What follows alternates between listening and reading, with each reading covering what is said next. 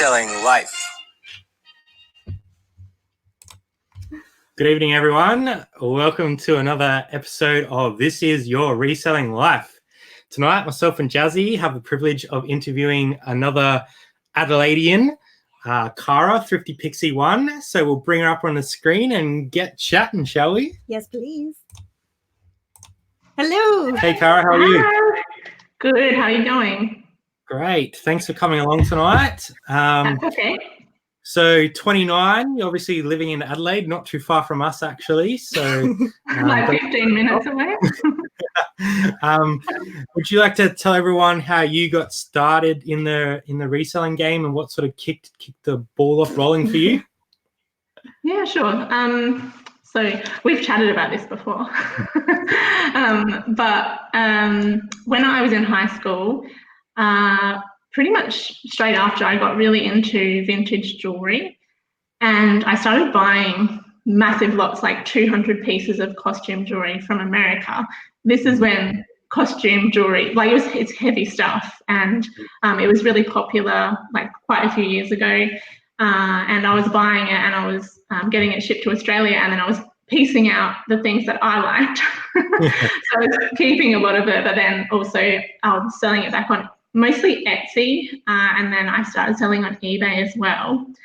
I didn't know what reselling was really. I was just buying stuff and selling it, which is what we do, but I didn't call it reselling.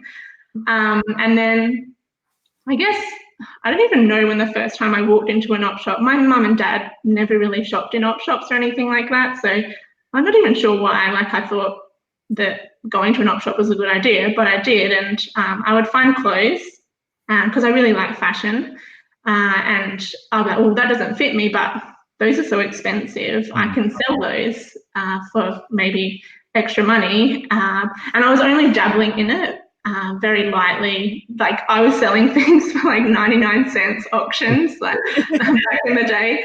And, you know, sometimes it wouldn't sell and I'd be paying fees on it, and, you know, I didn't know what I was doing. And then a couple of years ago, we wanted to save for a second house in Adelaide because we used to live in Perth. And I just wanted to get a little bit more money. You know, I'm on a salary, so I didn't have any way of making extra money except if I wanted to get a second job, which I didn't want to. And then I thought, well, I used to do that clothes thing. Maybe I can do it again, but really seriously. And then I sort of started doing it, found the reseller community, and really worked really hard into it. You were doing it before you were doing. Yeah. I was doing it, just as a baby when I was, I don't know, like 18 or something. And it was definitely a hobby. Like, it wasn't anything like a business or anything, but it was a lot different to what it's like now. I think that's how it always starts. It's just you dip your toe in, and then all of a sudden you've got stock hanging out your ears. So before we go any further, we'll just say good day to a few people in the chat. Let them know we appreciate them coming along. So we've got Frank, we've got Dawn, Robin, Beck, Denny Carr, thanks for coming, Liz, Bravo Charlie, Alexander, Look Mom, I'm Hustling, our good friends over in Sydney, Rob, Petey, Kelly, Just Me. We've got heaps in already. Awesome. Thanks, guys. Bravo Charlie. Hey, guys. I know all your faces. Usually I'm on the other end of this. It's funny to be on this side.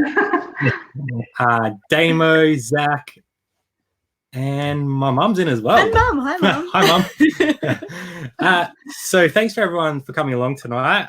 We have a few questions for Cara ourselves, but make sure you drop some questions in the chat. We'll try and capture as many as we can, and hopefully Cara has some awesome insight into her life in the reselling game for us. Tell us everything. So you mentioned before that you never sort of really were an op shopper. How long did it take you to like really get involved in it and become that op shopper that can't stay away from op shops? Oh my God, I'm the worst, seriously.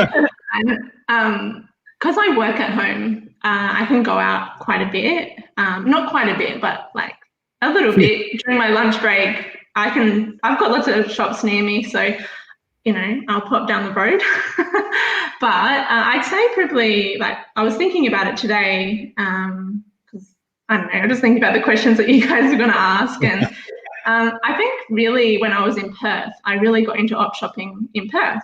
And I don't know why that was. Like, I'd been to op shops before in Adelaide, but just, I don't know, not because I specifically, like maybe if I was near one or something like that, I would go in. But in Perth, I started actively shopping at op shops to buy my clothes, mostly because I enjoy vintage clothes as well. And I think even in high school, I vaguely remember my auntie giving me hand-me-downs, but like really cool hand-me-downs, like vintage hand-me-downs, and I would wear them to death. And I was sort of that weird kid that sort of wore, like, I remember having this like really long lace jacket thing that I would wear. But that's sort of how I got into, like, I guess, vintage clothes. And yeah, from there I've just ever since been sort of dabbling in it. But then Perth definitely was just shopping at op shops like constantly for clothes, and not for, because like I was shopping a lot like at retail shops, and then I sort of also with the sustainable thing of not buying so many clothes at like Valley Girl and Tempt and like all those shops that you pay like a $9 for a top, and like where's that come from? Like, who makes that? And that sort of resonated with me a lot, and I thought thrifting is a better option. Definitely. Yeah, and I know that you guys like buy like your clothes from op shops as well, and I'd hope that most resellers would do that. I'm sure they see things that they buy for themselves or keep for themselves when they're sourcing. Yeah. Oh no, are you still finding jewelry in the op shops or getting it sent over? And do you still kind of have that side of the business, or more clothes now? I would love to still do jewelry, and I've sold quite a bit of my collection now because I when I get into something, I really get into something. Like, I'll put my whole heart and soul into it, and I'll become obsessed with it and I'll still keep those things probably throughout my whole life. I'll still love jewelry and vintage costume jewelry, but like, I will go into the next thing, and I collect a lot of other vintage bits and bobs. So I sold like that sort of part of my collection to then fund other things. Also, postage is really expensive, as you know. Like, imagine getting like pounds of jewelry sent from America now. No, it would be like $1,000 or something.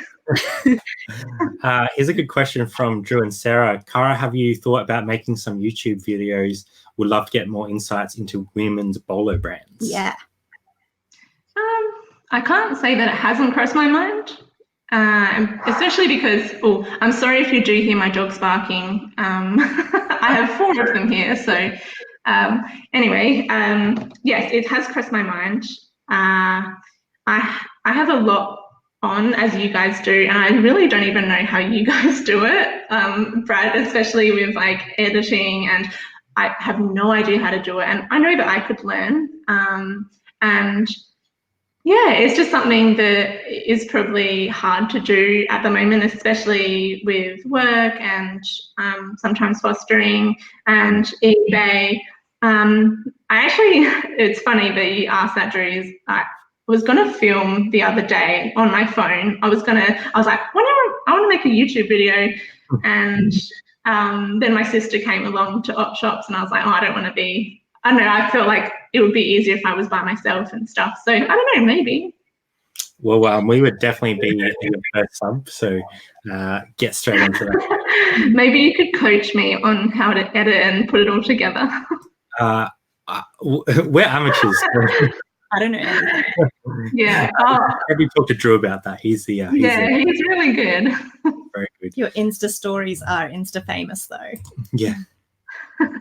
If you want to see what Cara's up to, follow. Oh my God, every day. If you want to see what I do every day, just follow me on Instagram. Obviously, I don't show everything that I do, but I post most days, and it is, I don't, when I first started Instagram, I wanted to it was reselling related, and I found the community just by looking at hashtags. But now I sort of don't just post reselling content. I post about my life, and because I'm also interested in the whole of the picture, like everyone else who I follow on Instagram. I like to see what they get up to, and I think our whole society is very nosy in a good way. Yeah. Michelle is saying, I love seeing Cara's vintage find. She has a really good eye. Absolutely. Oh, thanks, Michelle. Look, Mum would be happy to help with stuff like editing. Yeah, I think all the people involved in the YouTube community are like, we all like to sort of help each other as much as we can. Yeah. I've learned a lot of Drew from his stuff already, and it kind of pushes me to get better as well. So I think that's cool. I find the whole reselling community on Instagram and YouTube, we're a very inclusive bunch of people. When new people come along and they ask questions, and I think we're all really happy to answer those because we see them as us when maybe we were starting out. So yeah, you just like to try and help people avoid the same mistakes that you made when you were starting out. Yeah, and also it's good to make mistakes, though, I think, and I think a lot of people are afraid to make those mistakes, and I think this has been said on the channel already that I think everything is advice until you put it into practice. So make mistakes. It's good to avoid them, but maybe the things that I sell will be like, you could sell them better than I can. So yeah. So it's all a learning experience, and I think as long as you're learning from those mistakes, that's the main thing. Nicole was asking, you mentioned fostering animals or children. We know the answer to this, but I can show you if you want. Yeah. Is it a child? Is it a dog? Is it a cat? Hold on. It's a snake. What is it? Oh, cute. And you've got two foster. Oh, I have two. There's another one who looks exactly the same. And you've got two dogs of your own as well, so very busy. Yeah, they're mostly on my Instagram stories. I just saw one of my dogs walking past with like a greenie in his mouth, like a cigar. He's like, yeah, I'm cool. Just random. Yeah, like, whatever, Mum. Brad and Jazz seem to be flat out all the time between thrifting videos and chats. A very busy life.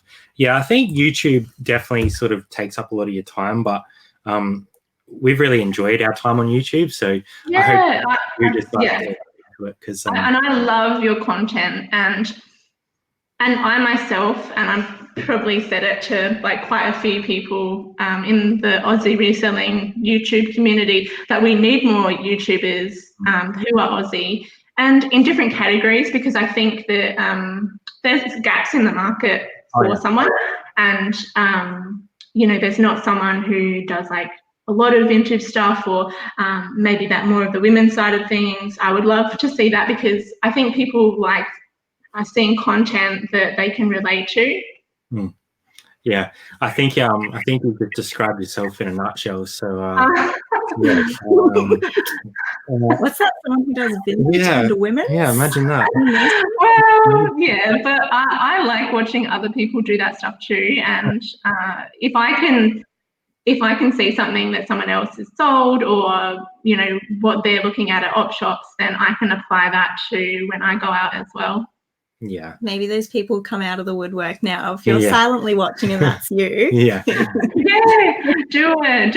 Even if I think and your channel and what you're doing here with the chats and things like that, the live chats, This Is Your Reselling Life, it shows people from when they start out to the bigger resellers, or people who are behind the scenes like Ben last time, and that's what I really like, is seeing people from not just the rally routes, which are fun to watch. I love watching them, but I think Australian content is a lot more relatable, because it's fun to watch the Americans, but really like we can't apply too much of that to what we do. Yeah, I think that's why we sort of started. Like, we obviously saw Damo doing what he was doing, and we're like, well, we feel like we sort of alongside him and a few others sort of help the community a little bit. Add our 2 cents. Yeah, and I think you're right. You guys have helped a lot of people, and the way that you run the Facebook group as well. I know that takes a lot of time and effort.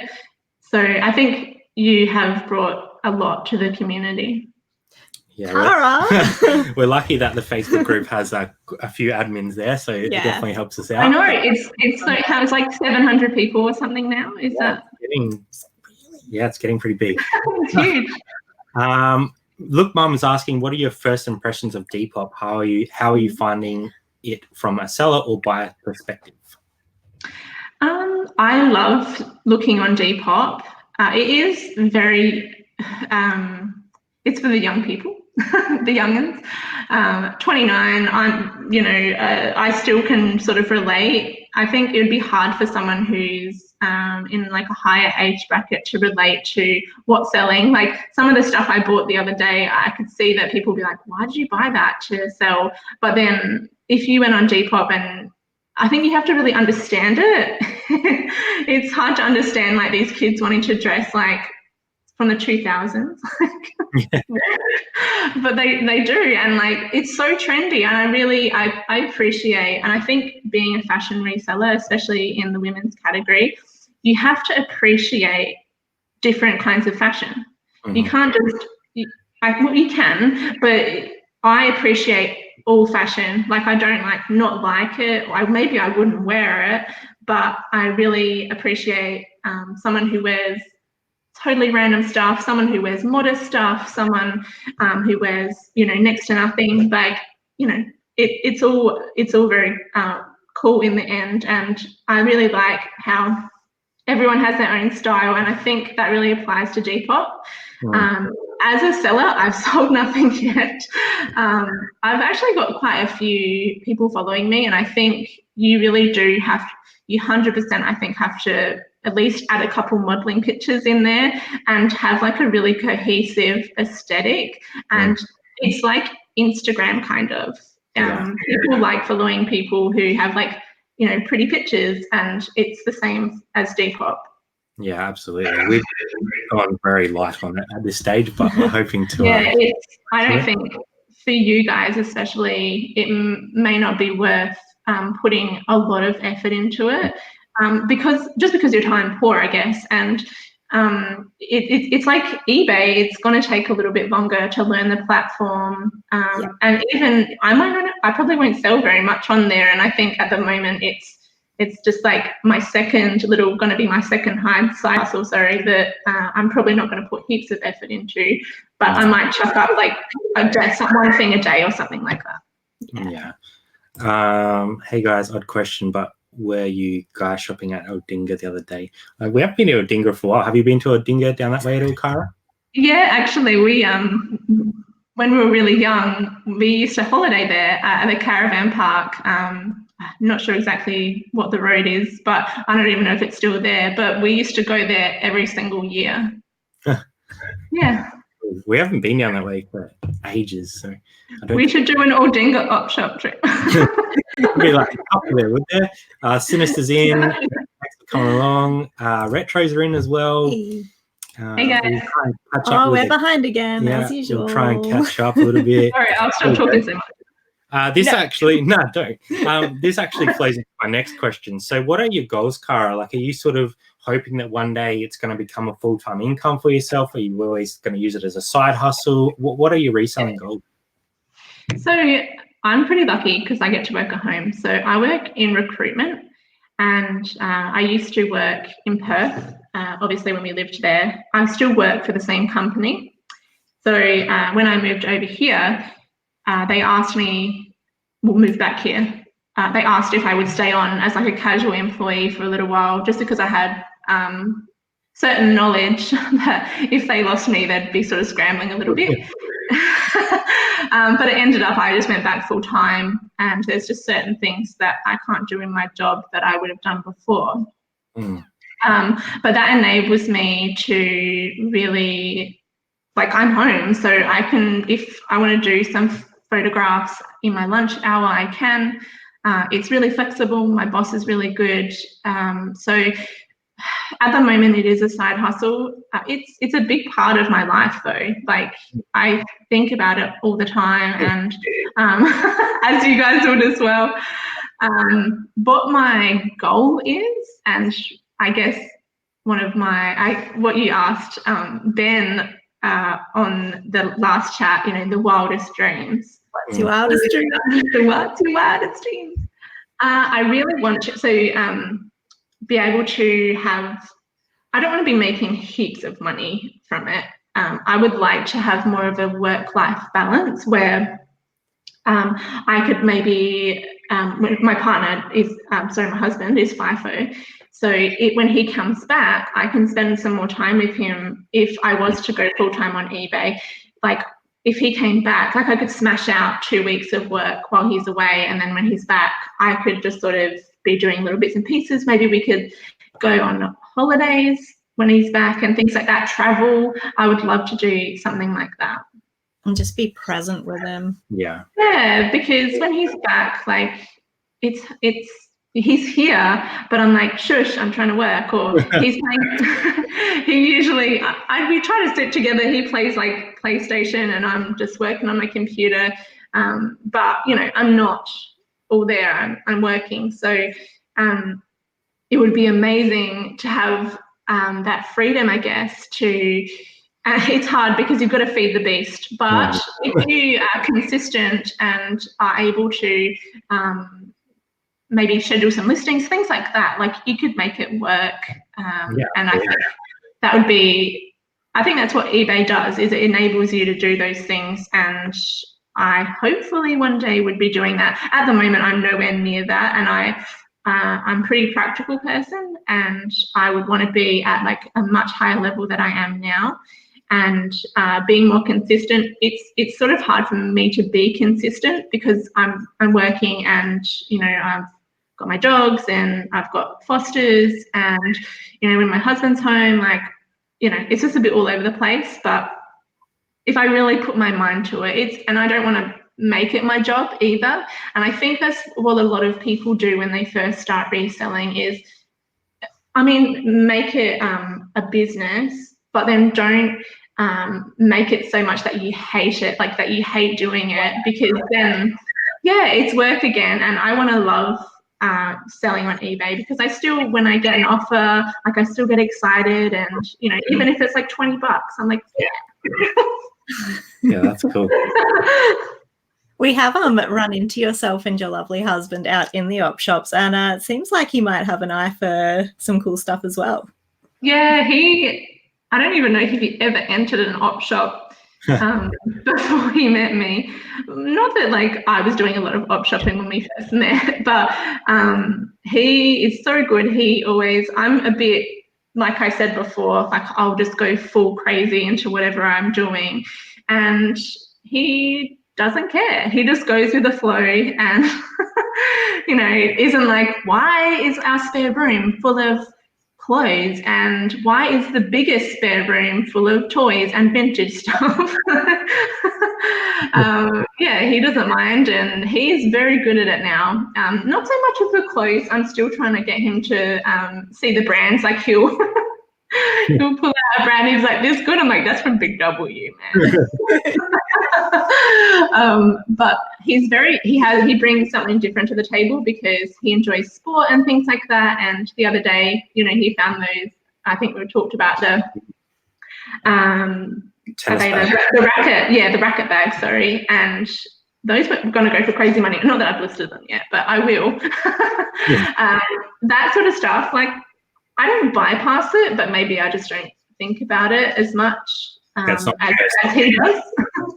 Yeah, no, he was an awesome guy when we met him. It was really nice to catch up with him. So. Yeah, we need to go out for drinks. I could get met pretty quickly, I reckon. Got to ask a standard question: tips and thoughts for faster listing and best practice for productivity. I think batching is very good use of your time. Are you guys batching? Are you doing like certain tasks like all at one time and then? Yeah. So we'll do definitely. Or 10 shirts or whatever. Yeah. Yeah. So even doing like before you even photograph anything, like grab everything and measure it. Well, she's dropped out. That's okay. we'll try and keep the chat going while she tries to log back in. I'm not sure what's happened there, but that's okay. Come back, Cara. We need to know about the productivity. Yeah, we do. Thanks everyone for coming along. We have 46 people in the chat, so that's awesome. Here she is. She's back again. I don't know what happened there. The internet is fine, so I'm not sure. Sorry. That was good. That's all right. Here is Drew. Do you have a daily or weekly goal for listing or sales that you're aiming for? I really don't, and I'm being really honest about that because I'm a bit all over the place at the moment. I'm still getting fairly good sales. I might get 2 to 3 sales a day, and that's pretty good for someone who's part-time, but I probably have a little bit of a lower ASP than other people because I'm in the women's clothes category, and it is a little bit, sometimes you're picking things up for $1, selling them for 20. But if I'm in the groove, I would hope to list between 5 to 10 things a day. And then I would want to get 2 to 3 sales at least a day. Yeah. Doing it when you feel like it helps to kind of keep motivated though. Yeah, definitely. Sorry if I keep looking over, looking at the puppies.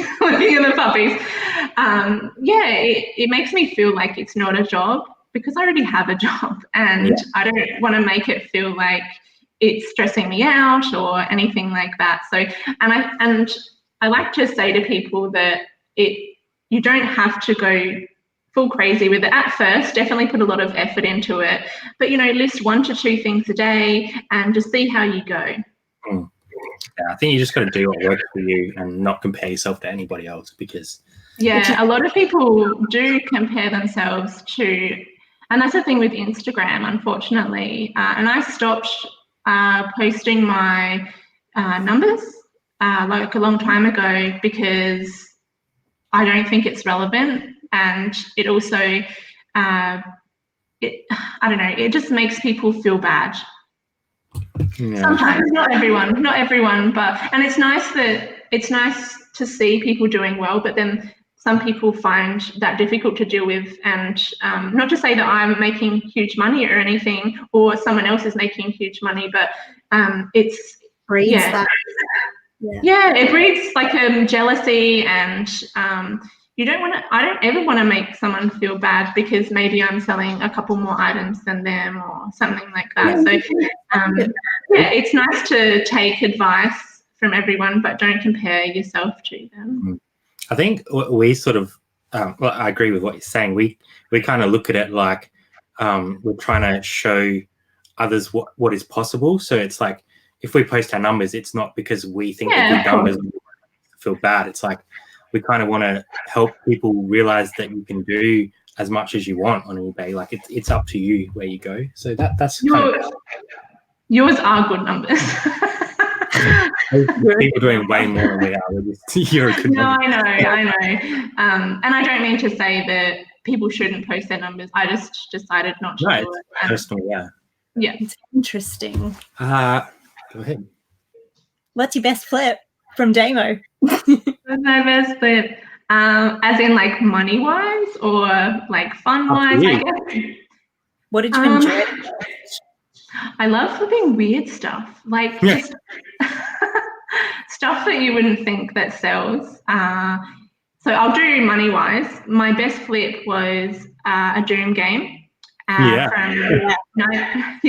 From 1996 or 94, something like that.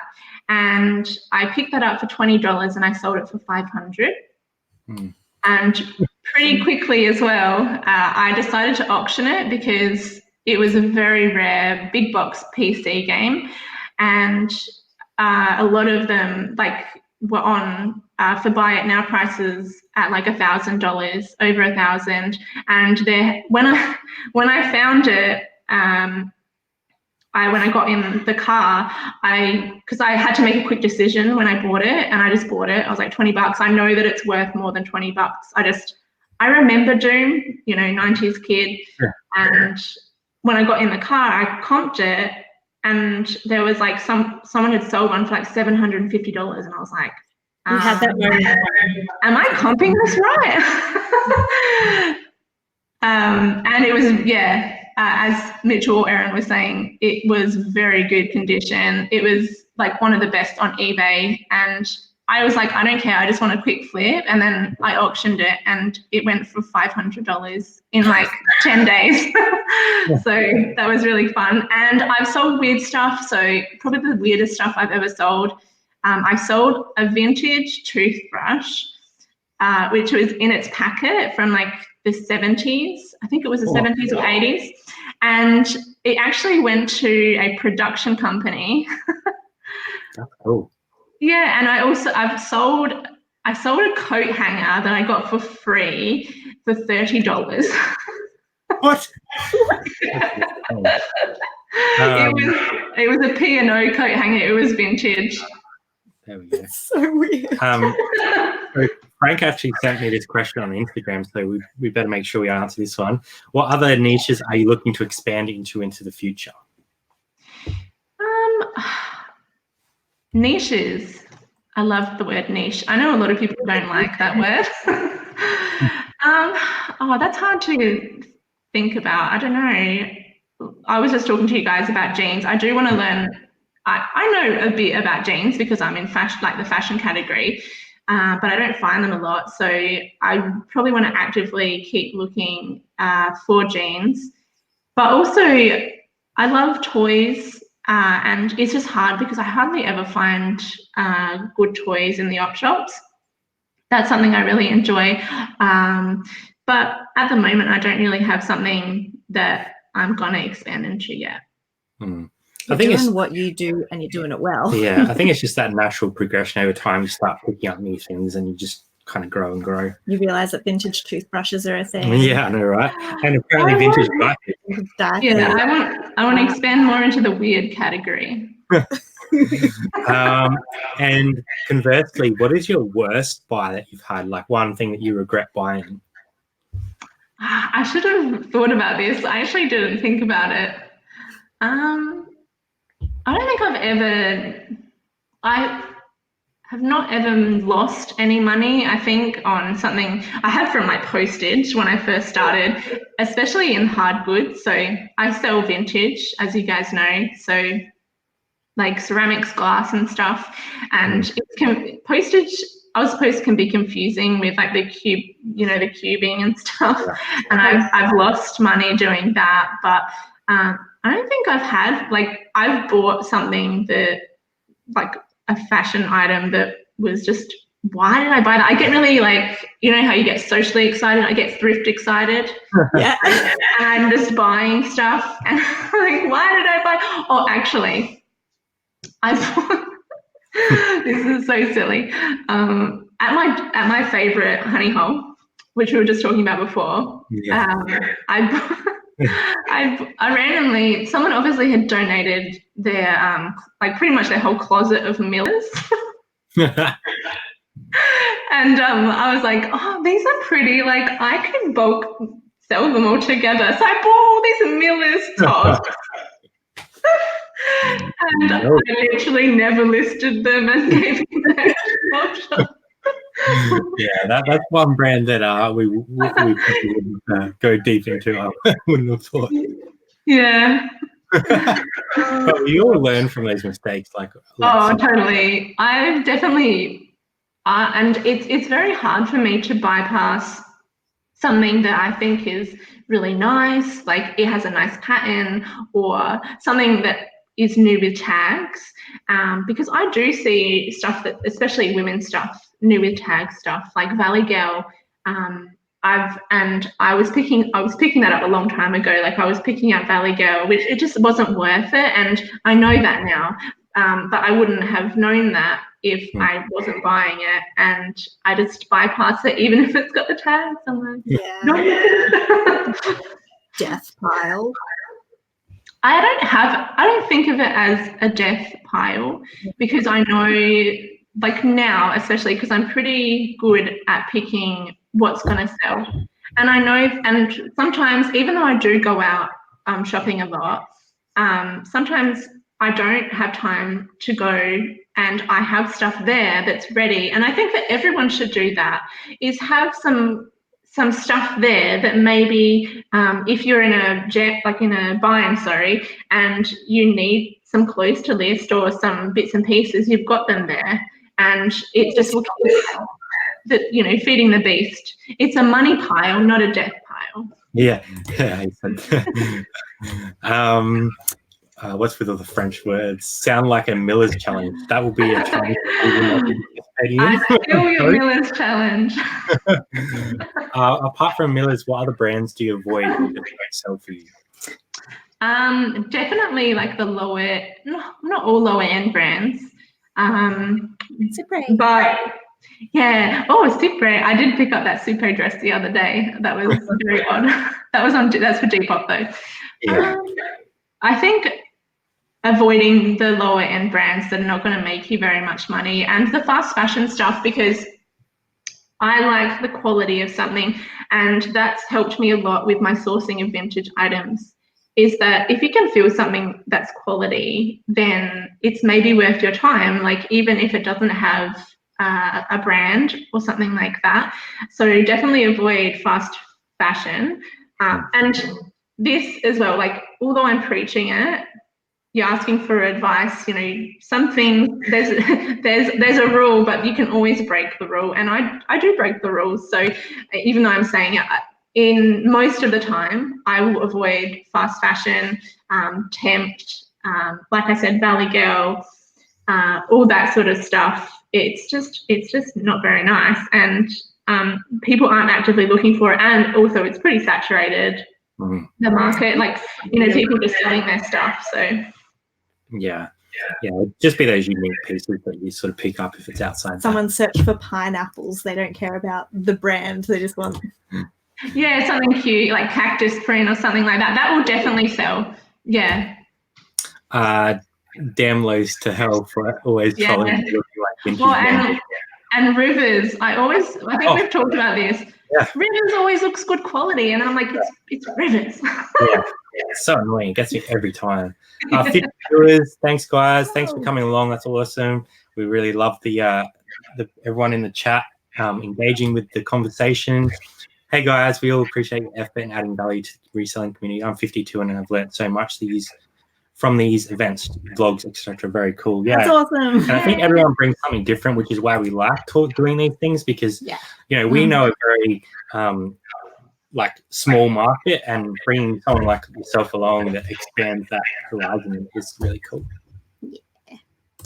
Gold. That's awesome. Rivers gets me every time. It gets me too. Like some of their stuff, I'm like, it's got to be good, and then no. My next question for you is, when you're having a period of slow sales, how do you maintain the motivation to keep listing and keep going?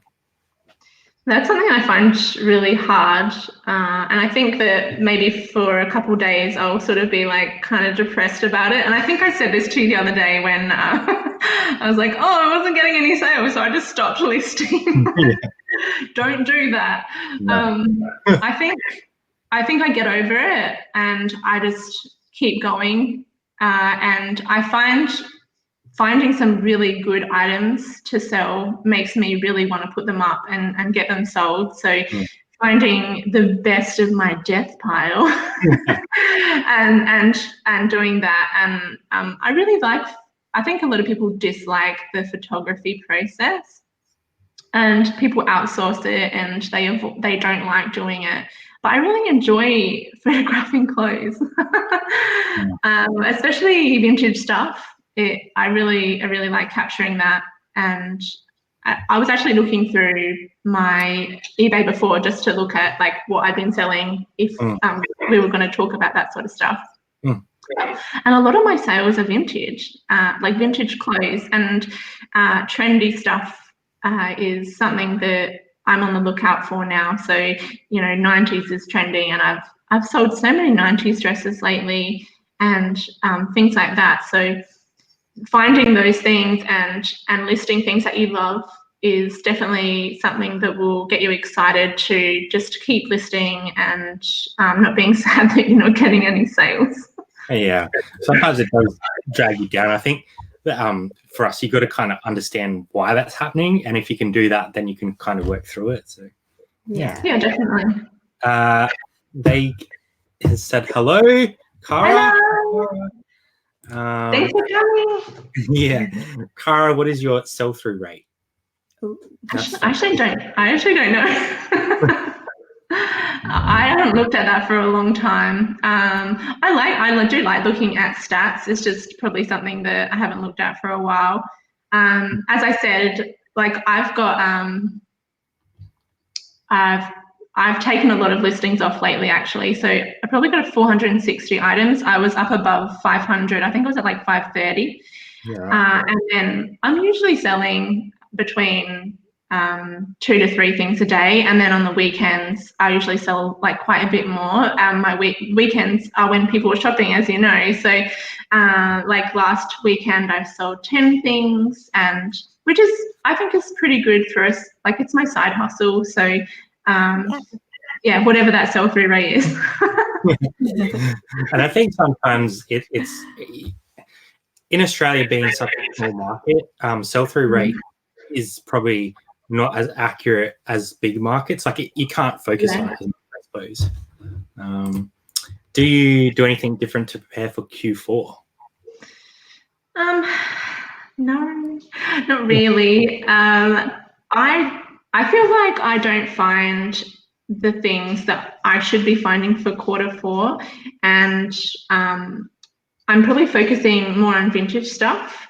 So people buy vintage stuff to give to their loved ones, obviously. Pre-loved clothes, not so much. And as I said, like, I do find some stuff that's new with tags, but it's probably not stuff that people would be giving people for Christmas. So I don't really do anything different. I'm probably going to list like a bit more from now on. I have been listing a little bit lately, but I have also been decluttering as well from my eBay store. And I think that's something that everyone doesn't really talk about very much, is stuff that they don't sell.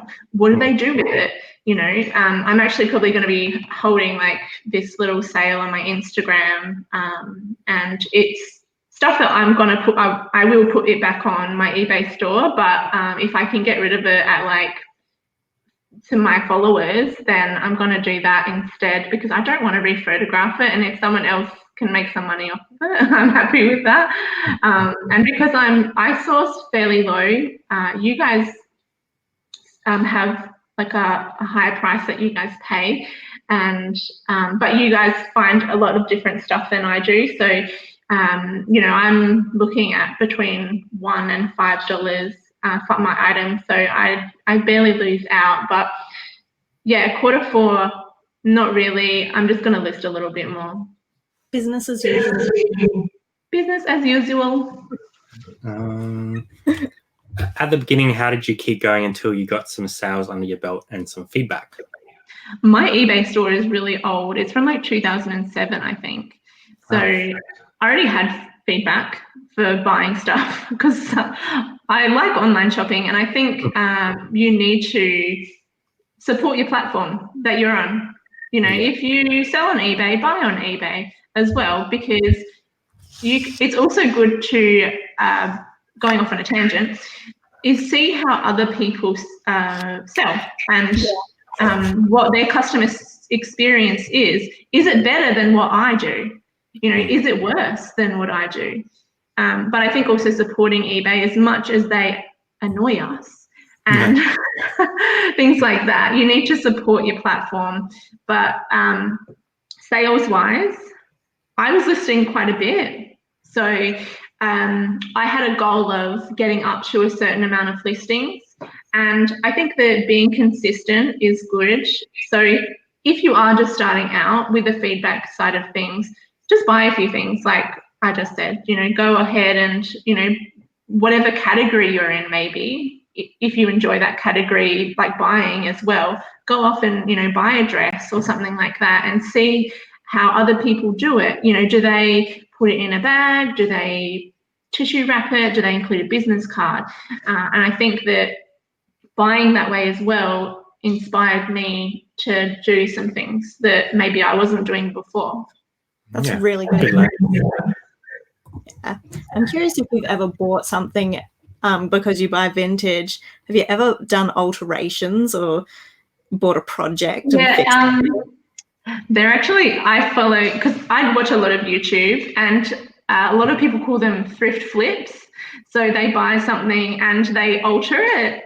I'm not very crafty. I think that I could do it. I've altered things for myself, like jeans and things like that. And I have actually thought of buying things and chopping them into like a more of a crop style and things like that. And I think that would be an amazing thing to do for Depop. Yeah. If you're a little bit crafty, it's like cut off jeans or cut off, if you get some cut off Levi's as in jeans and then, distress them, that's something that sells. And you might even be able to get a higher amount for the cut-off shorts that you created than what they were worth as jeans. So yeah, I haven't done it for resale, but I definitely would think about it, especially with summer coming up. I actually did buy a pair of Levi's today for $1, and they're women's 16, and I reckon I could make some shorts, so stay tuned. Let's do that. Absolutely. If you guys aren't following Cara, make sure you head over to her Instagram, ThriftyPixie1. Maybe get some good deals on her clothes as well. So Cara, inventory and storage tips. Yeah. So obviously, because I sew a lot of clothes, you need to be able to find them quickly. And I've actually been inspired recently, because what I was doing, I was using my spreadsheet and I was adding my clothes in and typing out everything. Oh, this is size this is this color, and then where it was. So I do storage tubs. I'm lucky enough to have a room that's quite large, that has a wall where I have my bits and pieces, and I have quite a few cupboards as well. It is getting quite packed in there. I have a little bit of room still, but I'm doing storage tubs for clothes. I do hang things as well. I do A, B, C, D, E, on my tubs. And whilst I don't, I give them numbers now on my iPhone, or like when I'm listing, I will give them a SKU. So it's much easier than doing my spreadsheet. So I've no spreadsheet anymore. I'm just putting it in my SKU. And what I do is I copied Mel back from Burnout. She does the number, the letter, and then how much she paid for it as well, which I find that quite handy. So I do that. Awesome. Great advice. We do very similar thing. Yeah. We don't have much time left, so I need to get in with this, because you've mentioned to us both that you like to, I don't know about collect things, but you like to keep some things that have sentimental value to you. But I also get the sense that you're a bit of a minimalist, and I need to know how you balance that. It's really hard. If I could fill my house with junk, I would, and I have slight hoarder tendencies. But especially when we moved into this new house, I'm still deciding what I'm going to do with like decorating and things like that. But I do collect a lot of stuff that is going to be my decorations in this house, and it's just hard to balance between going op shopping all the time and finding really beautiful things and not buying those things. I have a lot of stuff in cupboards. But I also don't want my house to look like a junk shop, because it can get like that. And I balance it very precariously. I'm going to have to learn your ways. 100% just listed a Stranger Things Christmas t-shirt. That's awesome. Yeah. Ooh, I might need that. Yeah. If anyone else has any questions for Cara, we've got about 10-15 minutes left, so please drop them in. Cara is great with women's gear, so if anyone has any questions about women's gear, what is your favorite brand to resell? Like, what's your grail? I probably don't have just one. I sell a lot of like sportscraft, witchery, Q, taquito, city chic. What else do I sell? A little bit of Ted Baker, I saw. Yeah, Ted Baker. That person just paid for that. I had to send a payment reminder, but I got my $92.50. So, Country Road, Siege. There's just women's clothes is really difficult because there's so many brands, and it's like an overload of just. You have to stay trendy. You have to know what's trending, and I've looked at people's stores before. They've just asked me to just have a look at their store just to see maybe where they need to improve. And not naming any names, this is a long time ago. I don't do it a lot anymore. But a lot of people who are selling women's clothes are not selling in demand stuff. And you need to sell what's hot. And I'm not saying that everything that's trendy is going to sell, or everything that's not trendy is not going to sell. There has to be quite a fine balance of, no one's going to want to buy a Miller's top. And actually, I have resold Miller's before.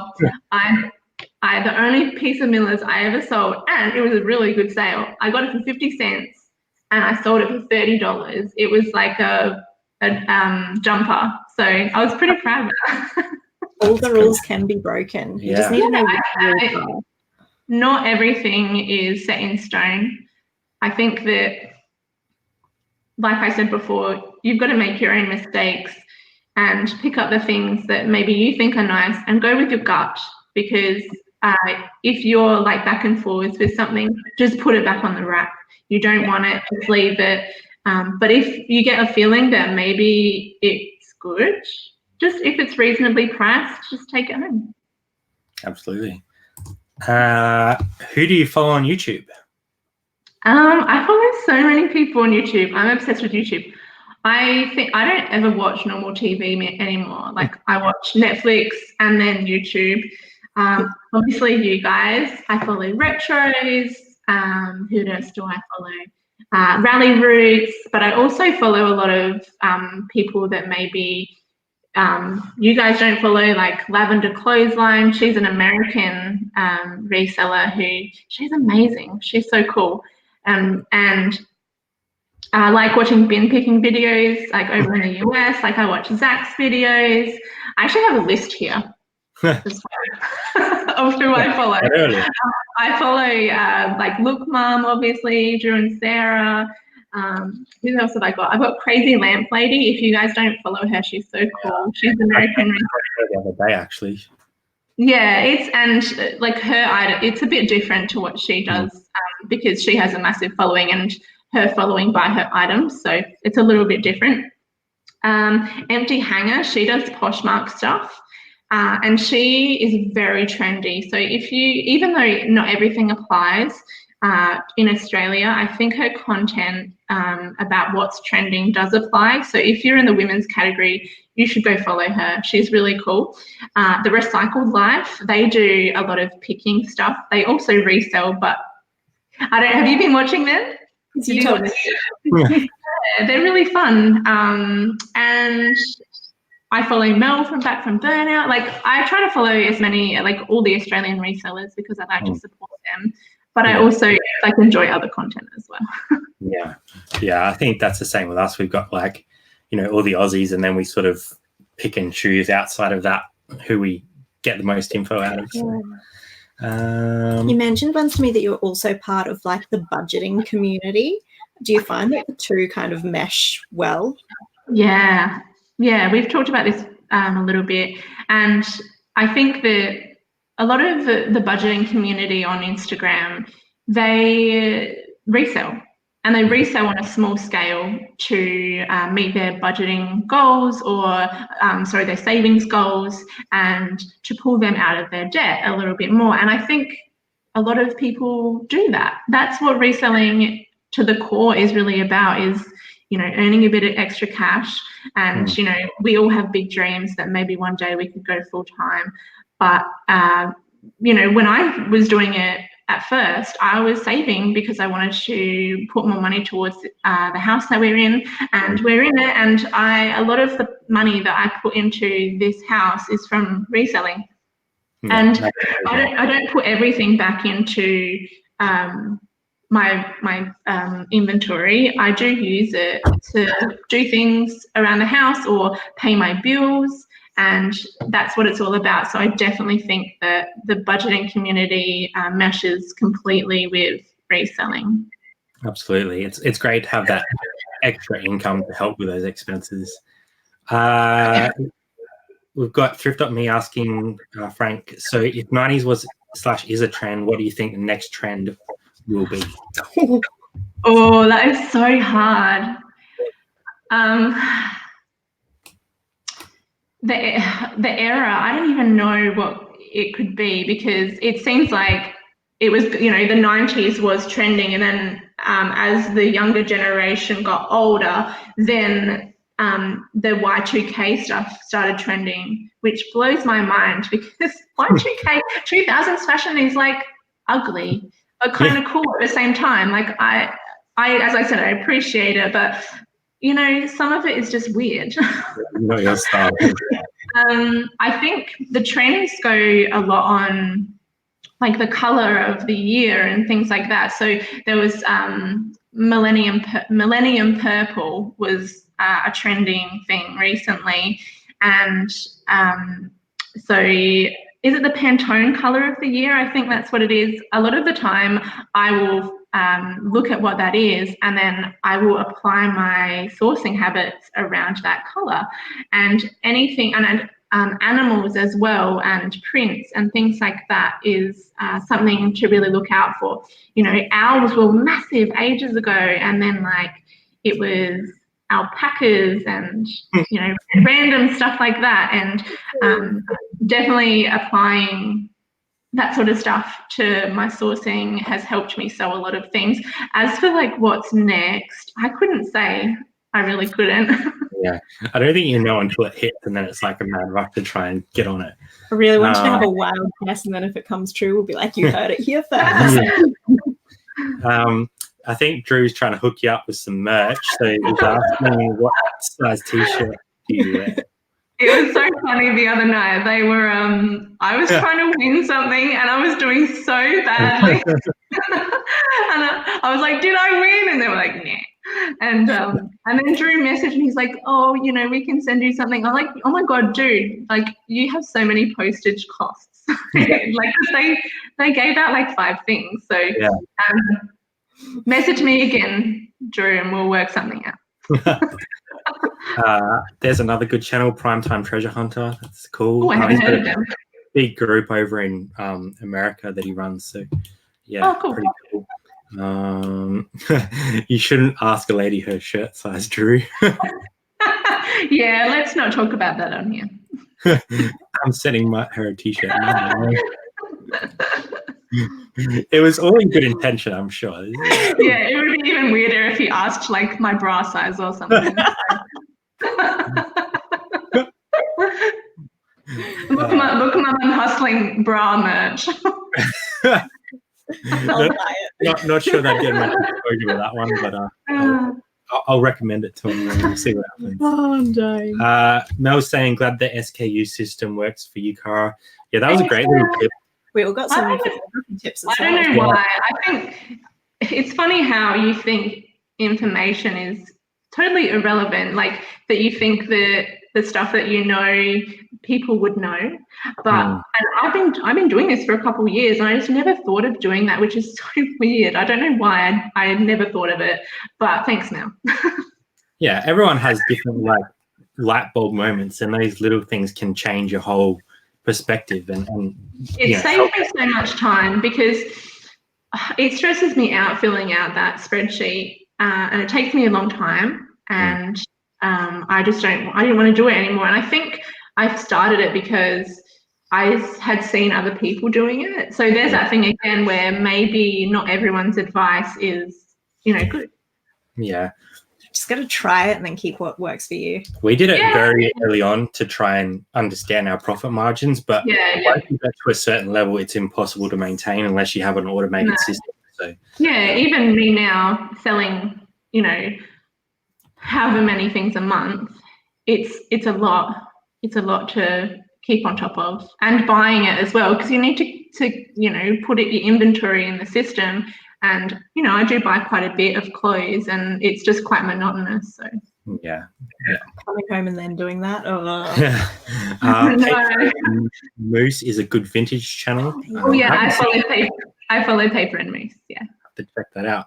Running out of time to watch YouTube at the moment because there's just so many good things that are happening on there. But trying our best to keep up with everybody. So we've been going an hour. So thanks everyone for coming along. If you have any really urgent questions for Cara before we head off, drop them in real quick. Really quick now. We've had between 40 and 50 most of the way through. So thank you very much. Make sure you smash the like button for Cara. Let her know that you enjoyed her chat tonight, because Cara's got some great knowledge in women's stuff and vintage. So we really appreciate Cara coming on. And yeah, hopefully you guys enjoyed it. Yeah.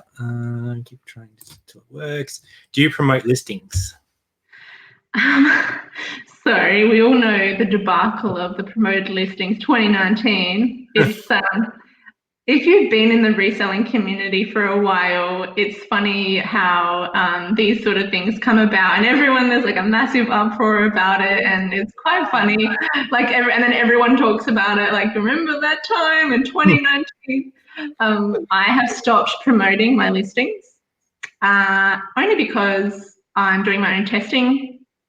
I wanted to see what would happen, and I might promote them again. I just wanted to do it myself, and as much as I trust other people, I think that it's always good to make your own mind up and not take things on face value, because it's not always right. And so I've stopped promoting my listings. I may promote them in the future, but what I'm doing at the moment is I am running a sale at 7% off. So not a lot.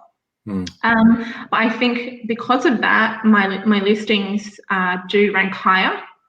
So I do get offers, and a lot of the time I do take them because I source so low. And hopefully, if I just keep running a sale, it will be as good as promoted listings. Not that I felt that it was always good with promoted listings. When I turn them off, and I don't know if this was, I don't know, a coincidence, but I got more sales, and I don't know why. So maybe it was because I put the sale on a couple of days later, but as soon as I did turn them off, I was getting more sales. But as I said, do your own research and, turn them off for a little while. Your sales might tank for a little while. They might pick up, put a sale on, do some different stuff, promote a few, see what happens. Yeah. Gibsy's saying, I've just promoted all items at 2% and noticing quite an uptick in sales. And I think that's like what you're saying is really important, is different things work for different stores, and it's better to try things for yourself and find where that balance is, because it's not going to be the same for everyone. Different categories have different promoted listings that, like, percentages that work better. It's totally variable. So I think that's great. Definitely, I think you hit the nail on the head with the category thing, because some things might be better promoted in different categories. Some things might be better put on sale in certain categories.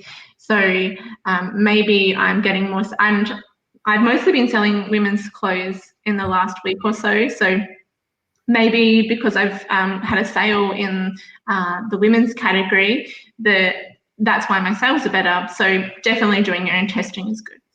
Yeah, for sure. Denny's saying, I stopped 6 to 8 weeks ago before the debacle. Coincidentally, my sales are the best they've ever been. Yeah, so it's interesting to see how it works for different people. Really mixed. We've done quite a lot of testing around it, and I think we've got it pretty well nailed. But yeah, what are you guys doing? So we do about 2%, but we reschedule pretty regularly. So we'll put them up for a certain period of time. then end them, and then redo them again. And that seems to work quite well. So I think it likes the activity. Yeah. Yeah. So an hour and 5. So that's probably going to do it for tonight, I think. We really appreciate everyone coming along, especially Cara sharing all her wisdom with us. Would have been real awkward without Cara. Yeah, it got awkward for about 4 minutes. Yeah. Really glad you came back, though. Oh, sorry. I don't know why that happened. Yeah, we were just having a chat with our friends in the chat. So, yeah. Thank you, everyone, and we really appreciate all the support we've been getting. And make sure you follow ThriftyPixie1 on Instagram. Check out yeah, smash it. And we'll see you next time on This Is Your Reselling Life. Thanks, everybody, and have a great evening. Thank you. Bye, guys.